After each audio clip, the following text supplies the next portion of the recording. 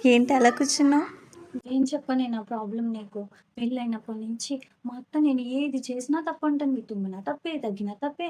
ఏం చేయాలో అర్థం కావట్లేదు. సరే కదా అని నాకున్న ఈ మెదడుతో ఆమెకి నచ్చినయన్నీ వండడం, ఆమెకి నచ్చినట్టు ఉండడం, ఆమె పిలవంగానే పలకడం, ఇలా ప్రతీదీ ఆమెకి నచ్చినట్టే చేసినా కూడా ఒక శత్రువులాగే చూస్తుంది. బయట వాళ్ళొస్తే ఒకలాగా, వాళ్ళెళ్ళిపోయాక ఒకలా ఆయనుంటే ఒకలాగా, ఆయనెళ్ళిపోయాక ఒకలాగా. ఇంత అసలు సీరియల్‌లో గూడా ఇలా యాక్ట్ చేయరు తెలుసా? అలాగా యాక్ట్ చేస్తుంది మా అత్తయ్య. ఏం చేయాలో అర్థం కావట్లేదు. ఉండట్లేదు. నేను ఏం చేశానని నన్ను ఇష్టపడట్లేదో నాకైతే అర్థం కావట్ల. అంత ఇష్టం లేనప్పుడు అసలు పెళ్ళికెందుకు ఒప్పుకుంది? పెళ్ళెందుకు చేపిచ్చిందో నాకస్సలు అర్థం కావట్లేదు.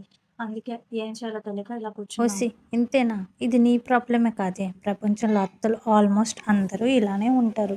వాళ్ళ కోసం నువ్వెందుకే మార్చుకోవడం? నీకేమన్నా తప్పు, ఇది కరెక్ట్ అని చెప్తే మార్చుకో. అంతేగాని నిన్ను నువ్వెందుకు మార్చుకుంటావు చెప్పు? నువ్వు నచ్చని వాళ్ళకి నీ పిల్లలు కూడా నచ్చరు. అత్తలందరూ గిరిగీసుకొని మేము ఇలానే ఉండాలి అని ఫిక్స్ అయిపోయినప్పుడు మనం మాత్రం ఏం చేస్తాం? మంచిగా ఉంటే మంచిగా ఉండు, లేనప్పుడు వదిలేసేయి. నీ లైఫ్ అయితే నువ్వు పాడు చేసుకోకు. ఇలాంటి టెన్షన్స్ అన్నీ పెట్టుకోమాక. ఓకేనా? ఫ్రీగా ఉండు. అంతేనంటావా? అంతేనే బాబు. అంతేలే. ఇప్పుడు ఆమె ఒక్కతే ఇష్టపడినంత మాత్రాన ఇంక ప్రపంచమే లేదా? మా ఆయన నాతో సరిగా ఉంటే చాలు. చెప్పింది కూడా కరెక్టే. ఇవన్నీ ఆలోచించుకుంటూ ఉంటే నా హెల్త్ పాడైపోతుంది. సరేనా?